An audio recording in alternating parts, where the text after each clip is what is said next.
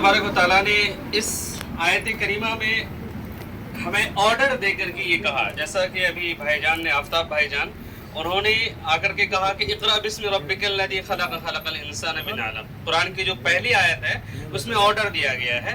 उसी तरह एक ऑर्डर और दिया गया है कुरान में कि वो अइद्दू लहुम मस्तताअतुम मिन क़ुव्वतिन व रिबातिल खैल, कि आप अपने इस्तिताअत के मुताबिक, आप अपनी क़ुव्वत के मुताबिक अपने आप को तैयारी कर लीजिए, चाहे वो घोड़ों की नाल को पकड़ के सीख करके, या जंग में जितनी भी चीज़ों की ज़रूरत होती है उन तमाम चीज़ों की आप तैयारी कर लीजिए। कहीं ऐसा ना हो कि आपके हालात बिगड़ जाएं, तो उस सिचुएशन में आप क्या करेंगे। इस पर बखूबी रोशनी डाला कि अगर हमारे सामने हालात ऐसे आ जाएं कि हमें मुकाबला करना पड़े, तो उस सिचुएशन को कुरान ने इस आयत में नक्शा खींचा कि तुम्हें तैयार होना पड़ेगा। अगर हम आज के हालात के अकॉर्डिंग अगर हम देखते हैं, तो आज के हिसाब से हमें तैयारी करने के लिए इससे बेहतर बड़ी बात कुछ भी नहीं है कि हम अपने तालीम को अपनाएं, एजुकेशन को अपनाएं। हम तालीम के मैदान में बहुत आगे तक पहुंचे, जहां तक कभी किसी ने सोचा भी नहीं, तसव्वुर भी नहीं किया।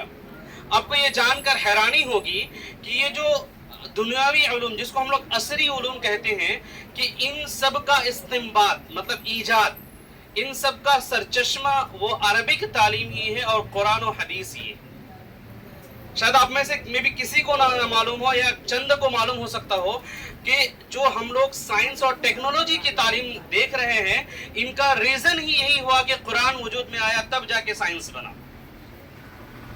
कुरान मुकम्मल तौर पे कोई समझ ही नहीं सकता है जब तक कि वो साइंस को अच्छे से समझ ना पाया हो, पॉसिबल ही नहीं है। अब हमने ये कहा कि कुरान के बदौलत ही साइंस और टेक्नोलॉजी बना, तो क्यों? हम एक वाकया आपको बताते हैं कि एक जमाना आया था जब बुकरात, सुकरात, अफलातून बहुत बड़े फिलोसफर हुआ करते थे।